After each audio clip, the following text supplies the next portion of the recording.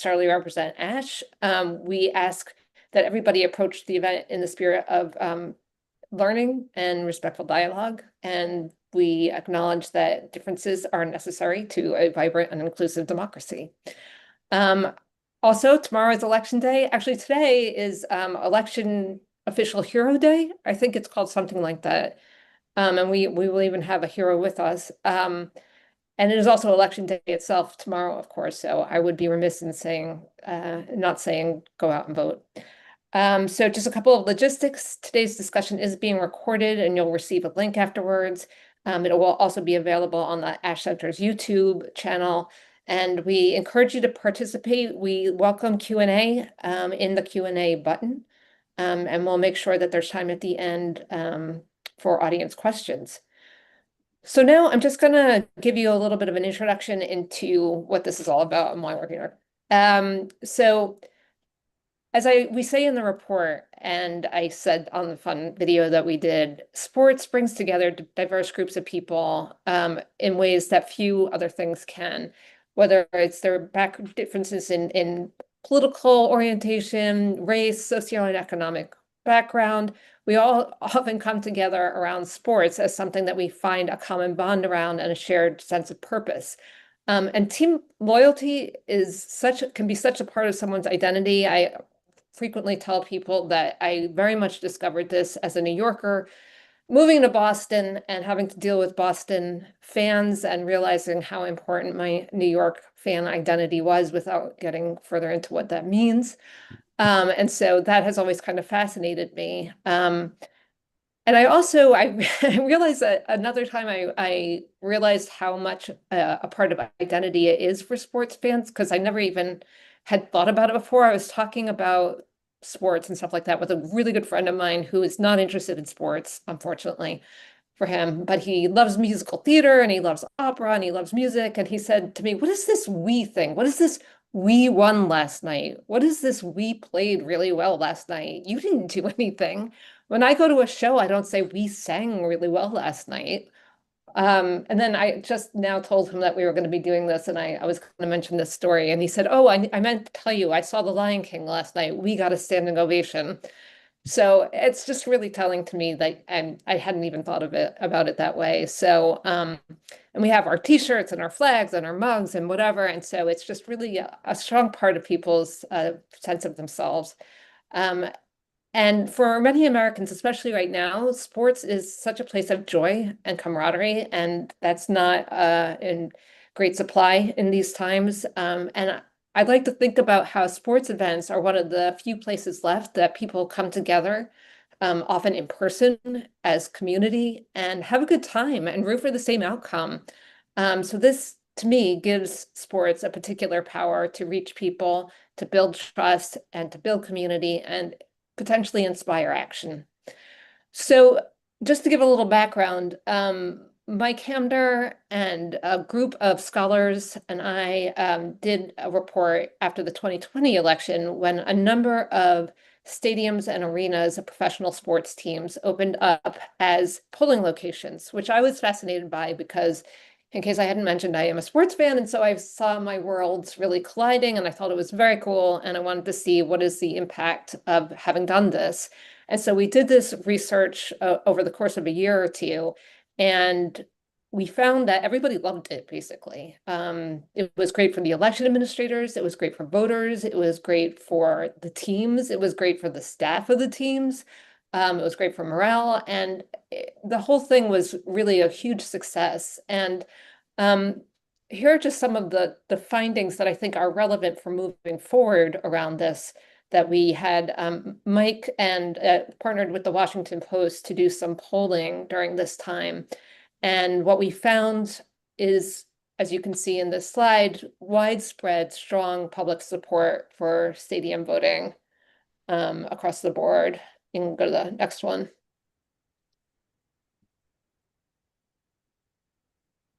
Can you go to the next slide? So this support for stadium voting was bipartisan across the board again. Very little opposition. You can go to the next slide.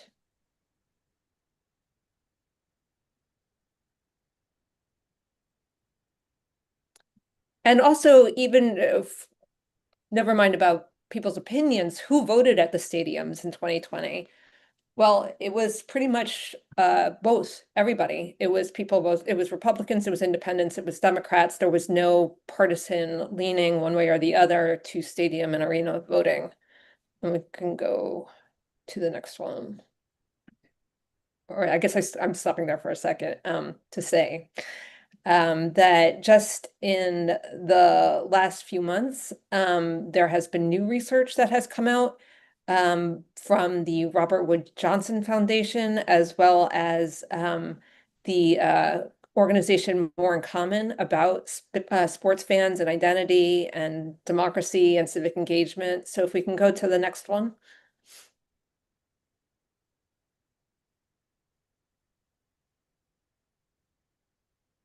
Yeah, great. And just to note that in that previous slide, we also found that while people had some people had somewhat of a problem with athletes, professional athletes and teams coming out around what they called social justice issues, voting was seen as very apple pie, not controversial from people who responded.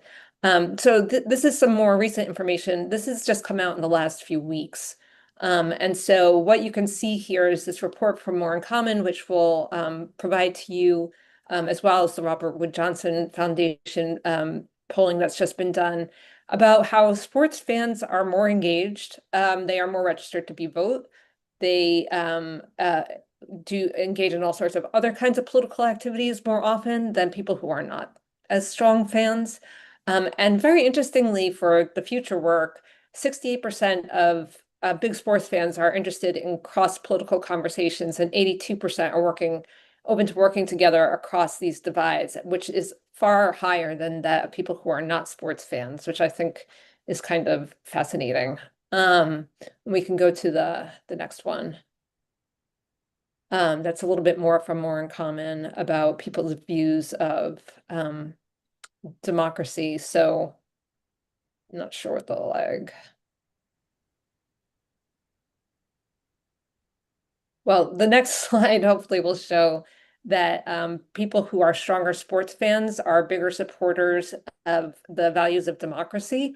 Here we go. And that democracy is the best form of government, and are more likely to want political parties to work together, and so on. So you can see that this is something that really does bring people into more of a sense of community with each other in some really great ways. And we definitely hope that we will be able to explore this further, both today, but also in future research. So now I will turn it hopefully to a video that we're going to show. So in this last year, we partnered with the Las Vegas Raiders, who you'll hear from in a minute, and Scott Pioli and other people who have been involved in this effort to set up the Las Vegas Raiders Allegiant Stadium as a polling location last year. And the Raiders did an amazing job of just pulling out all of the stops to make this an amazing fan and voter experience. And hopefully we're going to be able to show you what the day was like on the screen.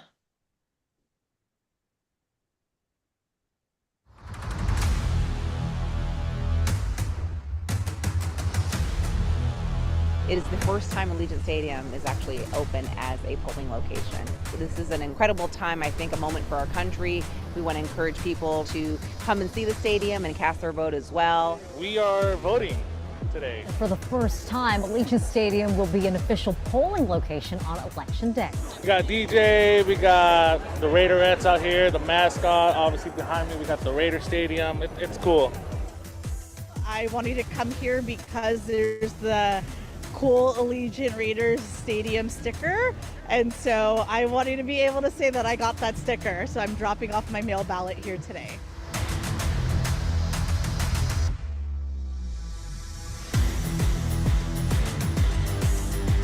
It's cool seeing all the Raiders kind of host things for the community to come out and encourage them to come vote. Well, unfortunately, the people were supposed to actually move in the video.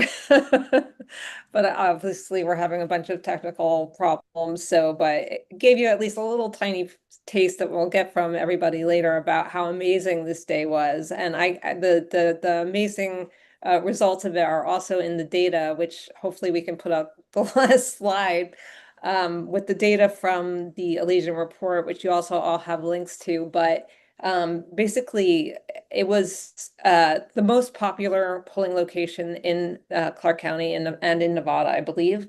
4,200 people voted at Allegiant Stadium on election day, which is amazing. And they, as I had kind of thought might happen, but wasn't sure, they were much more likely to be first-time voters than voters at other locations.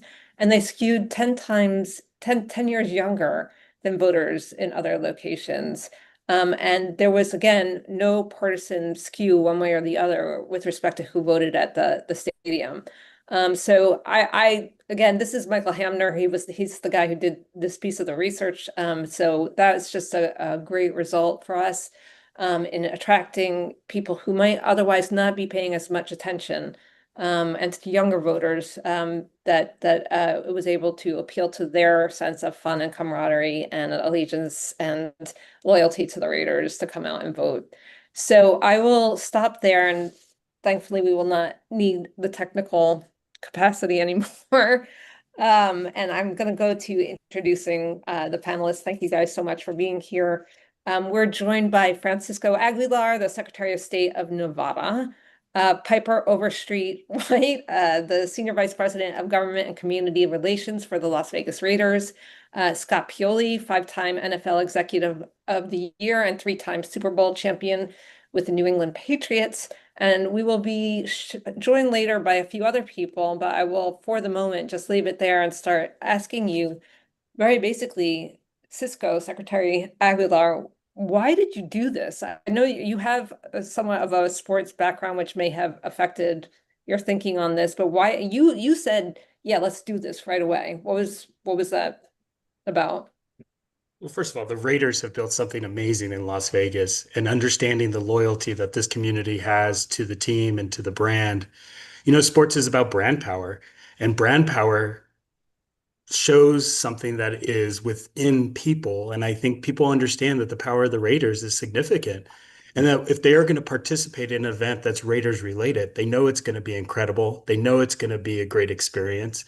And that's what I wanted. I wanted voters to understand that they could have an incredible experience when they went to vote and had an opportunity to participate in something they may not have been able to do otherwise. The Raiders are open to a significant portion of our community, but there's a lot of the community who don't have the opportunity to see the facility and experience being in the facility, understanding its vastness. And so giving them an opportunity to see inside, be inside of it. To us election administrators, election day is our Super Bowl. And if we can give somebody an experience that is high energy, that is really well run, that's the other thing about this project, is the fact that the Raiders know how to move large amounts of people quickly and in a way that makes them feel as though they're having fun going through the process. And to see that actually happen was super amazing. People were excited. The energy level was high. Again, we have to get young people to understand the importance of their responsibility for civic duty. One of those is voting. Nevada had the second highest youth turnout in the country behind Michigan. And I like to attribute it to the fact that we did partner with a strong brand. We partnered with a strong organization like the Raiders, and Piper and her team's leadership was phenomenal in all of this. It truly was a team effort. Yeah, and I should say the 2020 report really highlighted the fact that teams, when we talked to them, they were like, yeah, this is what we do. We move people in lines, and much bigger crowds than come in for voting. So the efficiency and speed with which people are able to vote is another big piece of this. Piper, same kind of question. I think you were an immediate yes, and the Raiders were an immediate yes to doing this, which is not always the case. So what made you guys think this was a good idea, or was it just Cisco's charm? Well, it was a combination of the two. Very charming as he is. We, as an organization, historically have had a forward-leaning stance when it comes to issues of social justice, diversity, and civic engagement. And Allegiant Stadium, let's start with the venue itself. It's a public facility.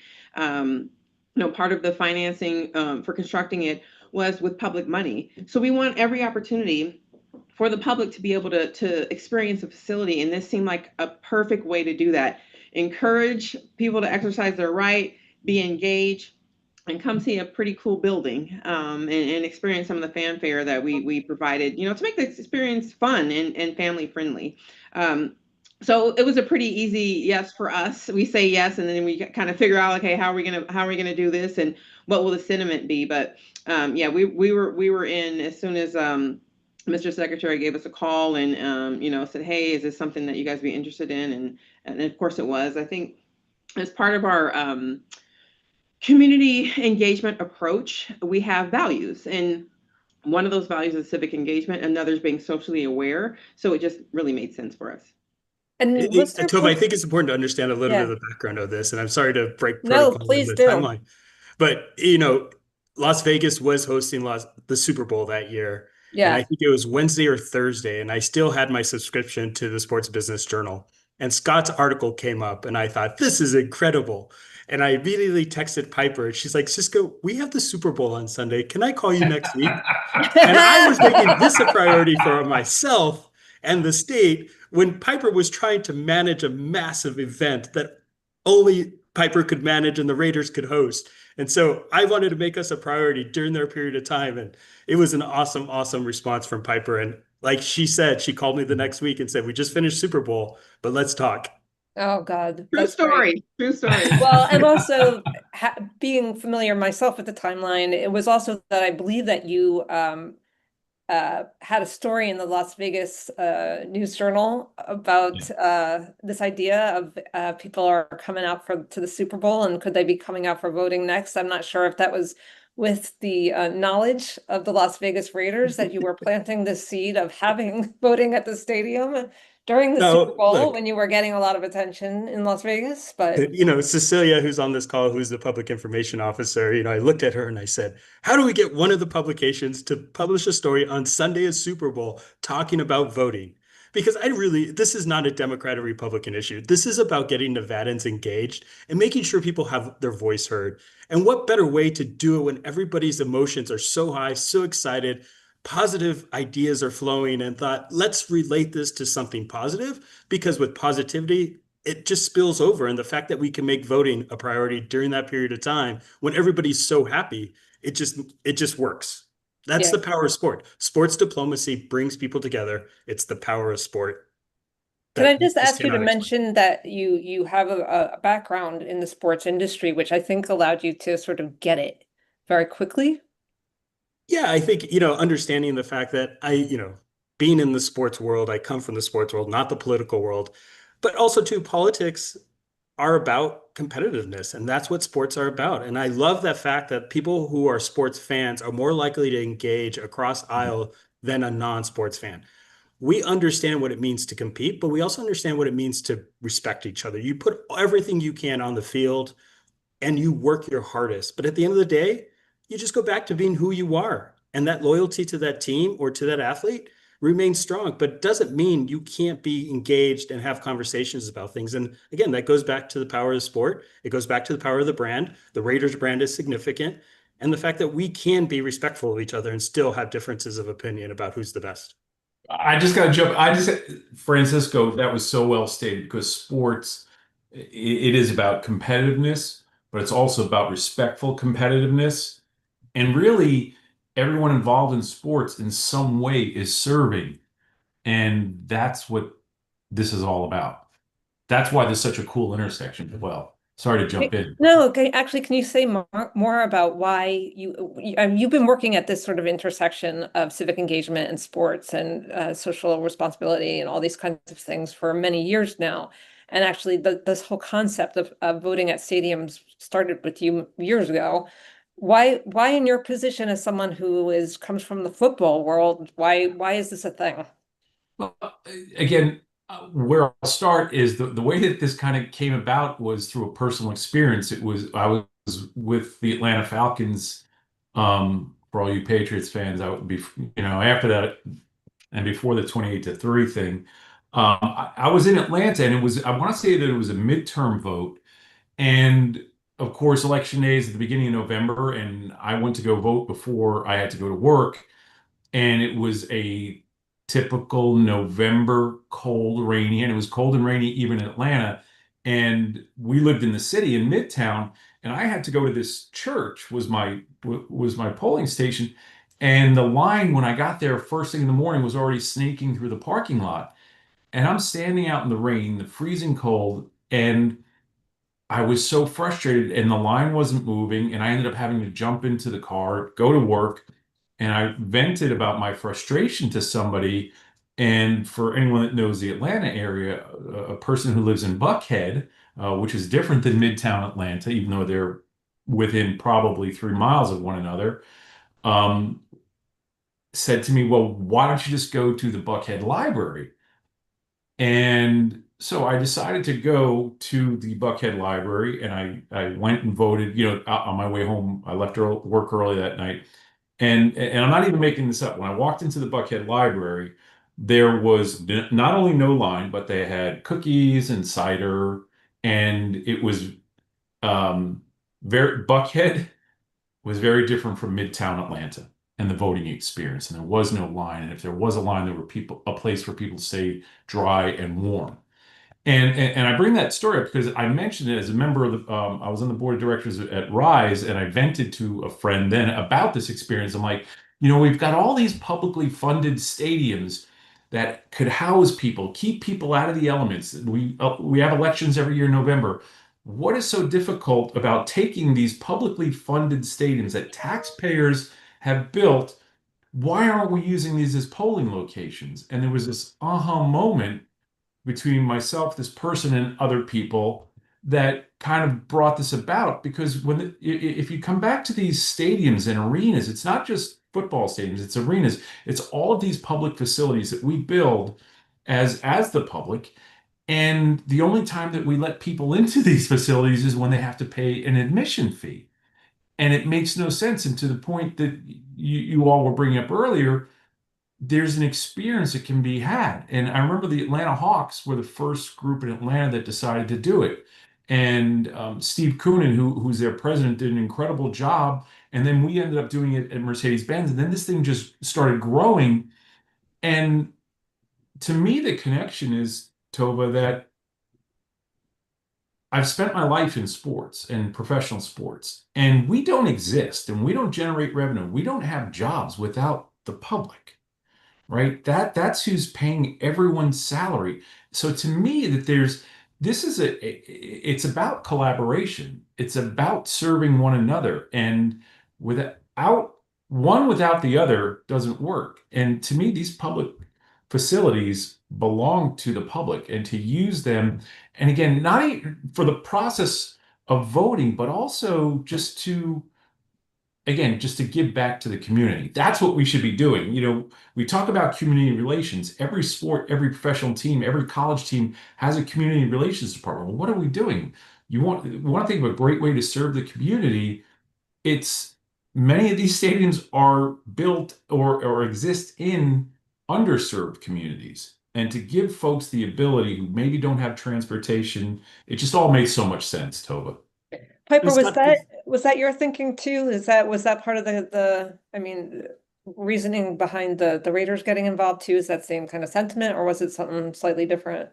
No, that was a very similar sentiment behind providing access and encouraging, and it being we're on the south end of the strip, so it's where it happens. I think most people associate Vegas with the strip, but there's a whole community outside of the strip, and so it was a central location as well. Sorry, Cisco, were you going to jump in? No, just one of the basic principles of sports marketing is, right, providing an authentic experience that the fan is going to remember for a long time. And I don't think there's a more authentic experience somebody can have in a sports facility than casting their fundamental right to vote, especially when it's their first time voting. And being a first time voter, having a positive experience is going to build a habit forming and a desire to participate in the future because they're going to remember the experience being so positive. Yeah, so I want to move to that because I want to talk about how this was fun. And a lot about voting and democracy and civic engagement is very not fun right now. And I think that it can be joyful. And I think this was a very joyful day from all reports. And unfortunately, we couldn't show you the video, and hopefully it'll go on the Instagram, or it's actually on LinkedIn as well. But so you guys were all there. Well, Scott, you weren't there, but Piper, you and Cisco were there. Piper, what was it like? I'll say real quick, by the way, what they didn't see in the video, they mentioned the stickers that the Raiders had. Oh yeah, no, the They stickers were unbelievable. I'm still waiting Stickers for were one, huge. Piper. Those stickers Oh were no! Oh, epic. Lila's listening. They're Lila, fantastic. we get Scott some stickers, but so listen, I didn't know what to expect. I mean, leading up to the election, the climate, but it really was a positive experience. I saw smiles. I saw people taking pictures. I saw people taking selfies. You know, parents, guardians, nieces, nephews, kids, young, old. It was really a really joyous atmosphere. I don't recall one negative incident or sentiment to follow. And like I said, I didn't know what to expect. But I also want to make sure that I shout out Lila Hay. I know she's listening. Lila is the government community relations specialist for the Raiders. I work with her, and she's so talented, and she really coordinated and pulled this effort together so she could run through every activation and what went into it. But we were very thoughtful about the experience that we wanted people to have. We wanted people to feel welcome and feel safe and feel confident in casting their ballot at Allegiant Stadium. It seemed like people were having more fun voting there at that day than I have ever seen people have while they were voting. And I don't know if the word spread. I know there was a huge amount of news media there as well, covering it. So it was some great coverage. I think, Cisco, for you and for the Clark County election administrator and for the Raiders and for the community as well. It was just it was a great visual, I think, as well. Well, when I woke up that morning, I'm a big fan of Gail King. And so watching CBS Mornings, and they started their newscast with the Radiator Stadium behind, and it's saying voting. And I don't think you could put two bigger things together to explain what was happening that day. Again, I say this, it's our Super Bowl as election administrators. And we're so excited about and so passionate because we want everybody else to have that. But what it did also, too, was from an information gathering opportunity. It was such a big election that we were experiencing different formats of information spreading. And having all the media there at an iconic location with a great background to be able to address issues as they came up in real time. And having all the media there and being able to walk down the sidewalk and address these issues in real time and explain why things were occurring or what wasn't occurring. There was a lot of rumors out there that were happening throughout the state, and I was able to give real accurate information to Nevada voters that they could remain confident in the process. And so that was an external benefit that existed that we didn't plan on, but ended up working really well to keep our elections safe and secure. I say this all the time, that Nevada runs some of the safest, most secure and accessible elections in the country. And it's because we have great partners like the Raiders and Piper and her team and Scott being able to help you, being able to get the information out there to say, this is a great return on investment. It not only gives us our community an uplift, but it gives people the opportunity to experience something unique. Cisco, how much of the day were you there yourself and your team? I had to go back and forth. We were also visiting other polling locations. So we were all over the city and seeing what other voters were experiencing and understanding the frustrations and the tensions. And, I'm a person who likes to look at things and say, how do we make this better? How do we make this more efficient? How do we make this more fun for the person that's actually participating? And going back to the Raider Stadium and seeing what was happening there and seeing what was happening in the rest of the city, there was no other place like it. But having that perspective really makes my mind go and really wants to look at other opportunities to give more experiences to Nevadans as they exercise that fundamental right. And that the sticker thing is no joke, because there have been studies, right, about people love the stickers and people will go all over social media with their stickers. And I don't think we mentioned that the Raiders actually produced their own branded I voted sticker, which became huge, right? Piper and Cisco, Yeah, right? it That was was a like a really cool big sticker. deal. We have a great creative team that came up with that design, and it was really cool. But I mean, you never know what you don't always know what motivates people. But you can see an immediate reaction when people take to something or they like it. There was you heard the voiceover that Scott mentioned. There was a woman who just commented that she wanted the sticker. So there are people who are very serious about their stickers, and so we were delighted to be able to give them a really unique design that I hope that they save. And reporters who weren't even voting there wanted the sticker and whatnot also, right? Do you remember the Pogs? And everybody was trading Pogs at one point, and everybody wanted certain ones. And that day, it felt like there was this underground negotiation system of happening among the media members about who got a sticker, who had an extra one, who was taking it back to, the network. And it was a fascinating thing to see them enjoying the experience as well, because elections are hard to cover. There's a lot of real information that they have to deliver in real time. They have to address complicated issues, but to see them relax, step it back, and enjoy the overall experience was really awesome. And I just want to comment on that too, because I know there's actually a comment that came up about the elections don't need to be fun. Not everything has to be fun. And I understand that. Here's the thing that again was important to me I've had very different experience in places I've voted, and because of the many places I've lived and how I was raised and where I grew up.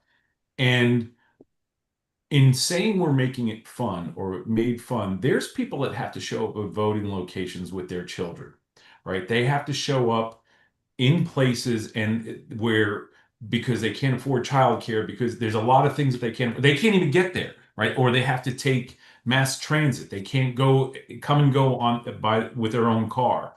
And there's a lot of people with a lot of different situations. So somehow it's not just about making it compelling just so you can have fun and laugh. There are other people that families families that have to vote and people that have to vote have other situations, circumstances where you try to, again, if you're bringing a 5-year-old, you may want to have some distractions. I remember in Atlanta having Freddie Falcon, the mascots, the places. And again, I don't know if in Las Vegas, Piper and Cisco, if you all had any kind of mascot, but those kind of things, again, there are people that show up at polling places that need joy for different I mean, I think distractions, if that's And I would add removing barriers. That's a barrier. I mean, those are barriers, and I don't know, who wouldn't want to remove barriers for people to be able to exercise their right. Yeah, I mean, that is the other thing. These stadiums have massive parking. Again, they know how to move the lines. And I think the point about it being joyful, I don't know that there have been times in our history. But also I think that capturing a spirit of community that is joyful, and associating that with civic participation, um, is a good thing, And yes, obviously there are very serious things at stake. But that doesn't mean that it can't be a communal, collective, joyful experience for people that they want to continue to do again, especially perhaps for a young person who hasn't voted before, and to make that into an experience that they would want to have in the future.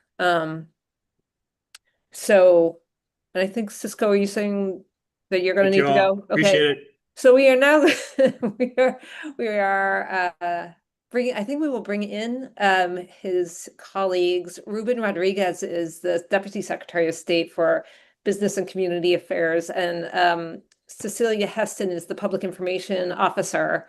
And so I welcome them to the conversation for other questions about what it was like from the election administration side.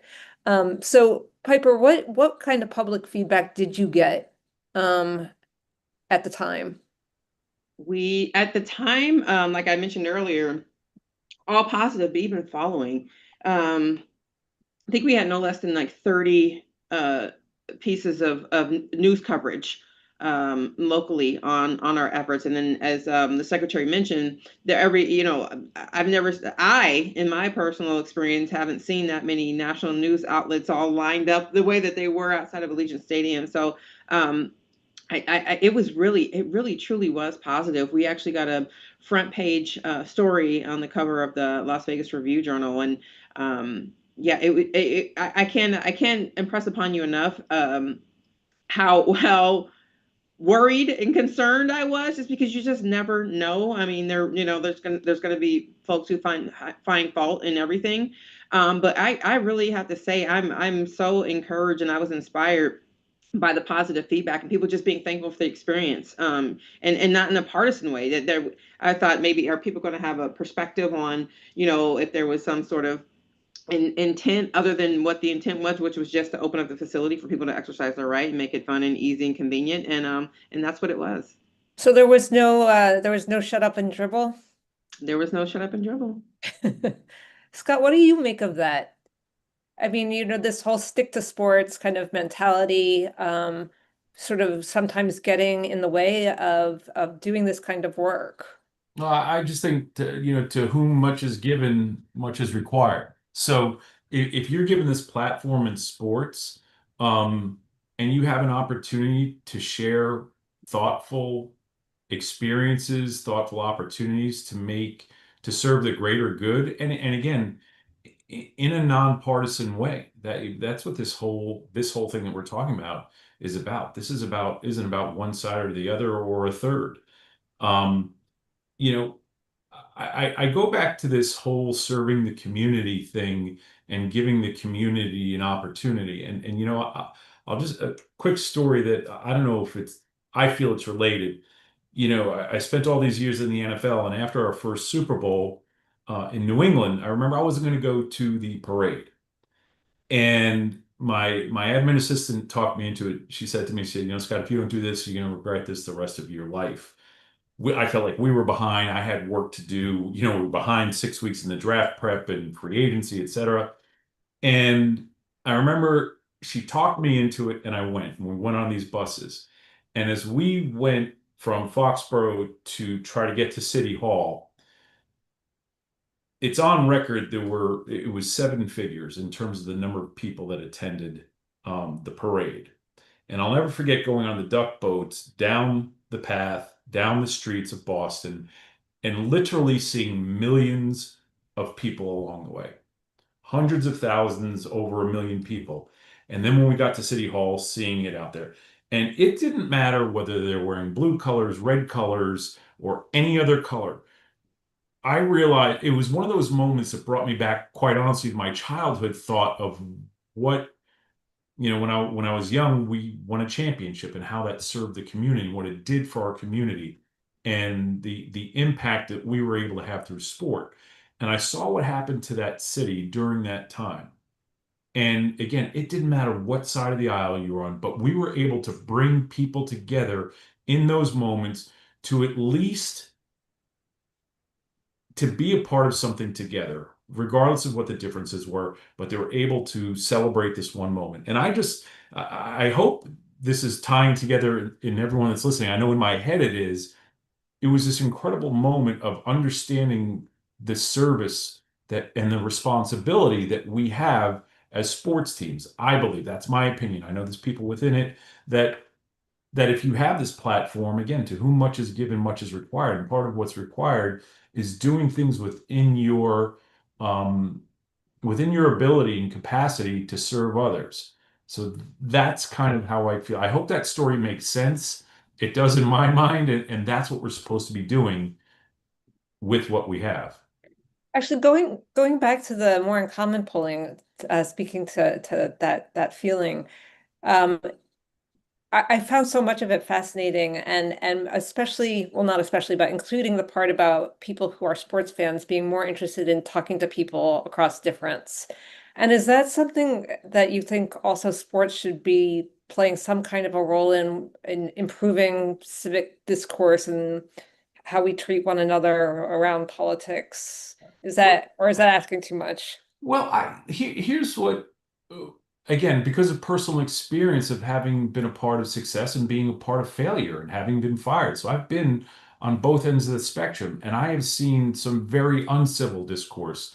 I have seen fans in places, as much as sports bring things together, Yeah. we all see on social media and we see on the news different times of these fights in the stadiums and these ugly moments. So there's it is a way to bring people together. It's also, it also does contribute to tearing us apart if we want to speak about the full truth of this. And that's what happens within politics. You just hope that there's some sort of civility in terms of whatever the communication agreement, disagreement is about, just to show some respect. So along with, sports being having this great ability to bring people together, it does tear us apart. It does also show some of us some of our most ugly moments, like the political spectrum does. And I just think we have to understand that we don't have to accept it, but understand that there's going to be, along with the good, there's going to be bad, unfortunately. Yeah. And maybe it's, I don't know if it's something that the sports world wants to think about, how they are reflective of the culture and reflective of society and vice versa, and how to kind of leverage the metaphors of sports, or at least what sports aspires to deliver a broader message to people about how we interact with each other.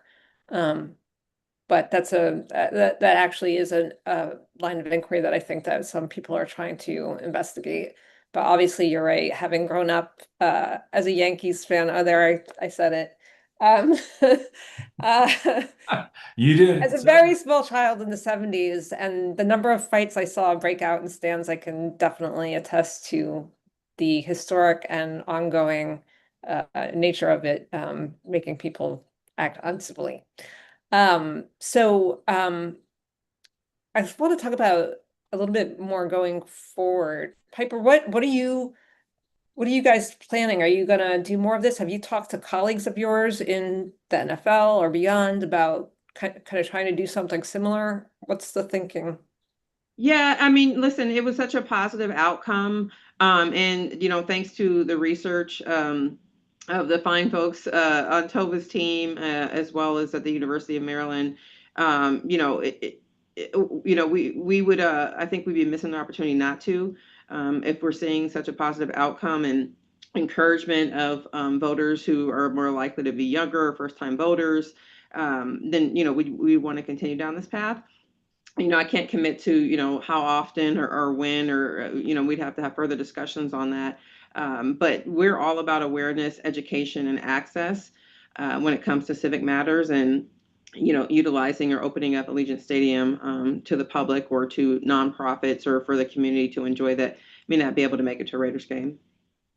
And while I have you guys, Cecilia and Ruben, have you had any conversations with colleagues in the elections world either about whether, this is something that people are interested in replicating?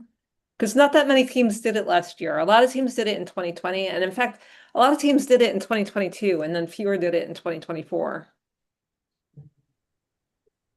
That's a good question. I think those conversations are being had. I think people are trying to figure out what the infrastructure looks like in order to replicate it. And I think that's why these kind of conversations are really imperative, because it allows people to kind of figure out what the landscape actually look like. I think Piper mentioned earlier, the Raiders organization said yes without fully understanding what it could potentially look like. But I think it's these strong community relations that we have, whether it's with the Secretary of State's office and the Raiders or other organizations.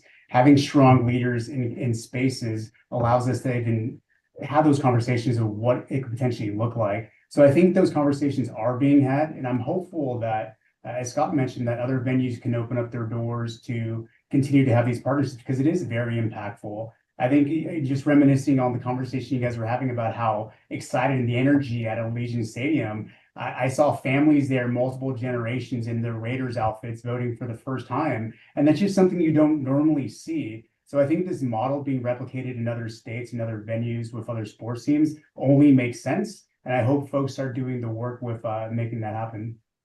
And I know, having talked to Cisco, that you do have some thoughts about getting some of the other Vegas teams on board as well.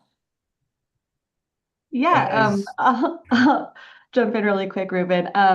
Yeah, that was sort of what I was going to add on to Ruben's remark. Of course, we're continuing to look forward to how we can expand this project to other stadiums and talking with other people looking to replicate that effort as well, in those conversations in the election space, but also just looking for the partnerships among sports teams generally, that we can continue building that community trust.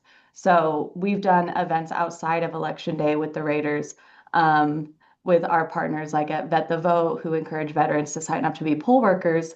and really utilizing the partnerships on the local level to continue building that community trust, using that brand to educate people on what the Secretary of State's office does or what their local elections office does, and taking the politics out of it a little bit. So really, as well as expanding this specific effort, looking how we can use our local community partners to continue building that trust in the election space. We have a bunch of questions in the Q&A, and we also had some questions that were submitted ahead of time. And so I am going to turn it over to my colleague, Willie Webb, who is finishing up his PhD in government here at Harvard, and also worked with me on and Mike on working on this on writing this report. And so he's gonna handle the Q&A from here. All right. Hey, everyone. Let's get to these wonderful questions we got. The first one is about the civic engagement efforts potentially alienating some fans. So they ask, could these civic engagement efforts risk alienating some fans or deepening political divides rather than bringing people together? I mean, it's the shut up and dribble question, right? Yeah, essentially. I mean, I guess going back again to some of this data is that that voting, I believe, and could be, it should be something that should be considered a safe lane, essentially, in terms of civic engagement. Voting is as patriotic as it gets. And so to do something that supports voting really should not, it seems odd to me that that would be something that would be controversial, although I know in some circles it has been made to be, but I would think this would be the easy kind of community engagement type of activity for a team to get behind and put some energy into, among all the different sorts of things that they could be doing to give back. Yeah. And I would say, Willie, that to answer the question, I'm sure it does, because it's, something like this is received differently by different people. But really what this is about is access and providing access to people in places and in ways, and again, all these different things, and comfort, right? Again, we're talking about elections that happen in November and providing shelter for people who are waiting in long lines, because sometimes there's places that don't have any lines. Sometimes there's places with real, very long lines. My parents used to vote at our school, but we lived in a rural part of the country. And then, there's a time where I know certain schools and churches were polling places in cities and or suburban areas, and sometimes they were lines. So really, this isn't about. I don't think anyone involved in this, quite honestly, and I'll state for myself, I don't care who you're voting for or which way you're voting. I don't care. It's about providing access and opportunity. And Cecilia, how many voting machines did you guys have at Allegiant? I believe it was 90. Piper, like she's 96, nodding. maybe 96. It was I say upwards of 100, because we were a few shy of 100, but it was 90 plus. Yeah, and how does that compare to most polling locations? That was the biggest polling location in Clark County, which is our biggest county in the state, most populous county in the state, and had the most turnout across all of the polling locations in Clark County for Election Day. So their biggest super site for voting, and again, just goes to show the effort of this collaboration, because that turnout was first-time voters, nonpartisan voters, really just people wanting to get that experience. And it's funny, Ruben likes to tell this story, but like all the reporters that were lined up outside would try to get video of like lines so they could have something sort of an extra dynamic video for the B-roll for their newscast, but it was a little hard to capture because the lines were moving so fast, even though it was even though it was so busy. We know how to do ingress, egress in and out of that stadium. So we're moving them through pretty quickly. Your job is to move lines. Yeah, and I remember we also worked with this with the so actually the build people who run the building itself, the operations of the building itself, and they were kind of like 4,200 people is nothing, you know. We're used to tens of thousands every Sunday or many Sundays. So Yeah, that's Michael Cox and the team yeah. over at ASM, which are stadium operator. Yeah, they definitely know how to move crowds. I would add one additional thing, kind of something on you mentioned, Scott, how a negative experience of having a long line kind of can discourage people from voting as well. Having a positive experience and being able to vote at Allegiant Stadium at their favorite venue with the Raiders and having that line move so quickly also has the counter effect to create That's a right. positive experience to get people to turn out again for the next election. And that's ultimately what we want as a democracy. We want our citizens to vote as easily and accessible as much as possible. Yeah, and I'll just say that the research demonstrates that having a positive or negative uh, experience definitely impacts whether you choose to vote again. So that's important. Willie, what else you got? Yeah, so here's another one. I think this one's probably good for Piper and Scott. So this person asked, putting aside the public good achieved through this initiative, what do you calculate to be the actual cost for turning Allegiant Stadium into a polling place? And how do you value slash estimate the gains to the Raiders brand within your market? Okay, I'll jump in. So, I mean, yeah, there's a cost. There's a cost to opening the stadium, right? There's a cost to opening the doors, turning on the lights, and making sure there's adequate security and stanchions and all those different things. But we were okay with that because of what the opportunity was that we were providing and the good that could come from it. So I think what was the second part of that question, Willie? I think I answered the first. Yeah, and the second one was about how it impacts the brand. So how do you estimate or how do you value slash estimate the gains to the Raiders brand within your market? Well, I think it's invaluable. I think if we are authentic in our approach. We're consistently visible. We're accessible. We've created channels where we can communicate out all the wonderful work that we're doing and providing, communication around opportunities. Because if you're not communicating, people may not know there's that opportunity, which is a good time. I'm just going to plug at Raiders Impact. That's our community focused social media handle on Instagram and X. And the reason I'm shouting that out, Tova, is because you can also go watch the video that we tried to play earlier on those channels. But I think it's invaluable, and the important piece is showing up as part of the fabric of this community. I want to make sure we also include some of the questions that came up during the conversation.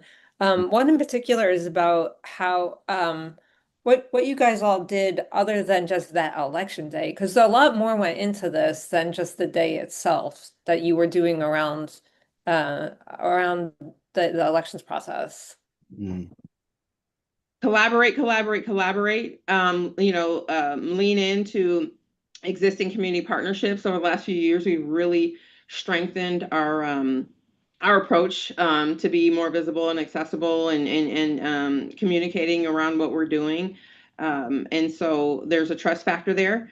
I hope there's a trust factor there. And I think that's really laying the groundwork for when an opportunity like this arises. And there was also I saw a question about the logistics of it, and maybe this is Cecilia and Ruben, but also Piper. And Scott, you've observed so many of these endeavors. Is it how much of a logistical lift is it? Is it something that other teams would be reluctant or should be reluctant to do just because of how much work it is in any way, or like what all went into that? You want me to take that, Tova, or? Yeah, I mean, or any of you guys who were involved in the setup, you know? Yeah, no, I mean, again, we have the resources, right? Because as has been mentioned, we know how to move folks in and out, and I would guess that's the same for any other sports facility or facility that hosts large events.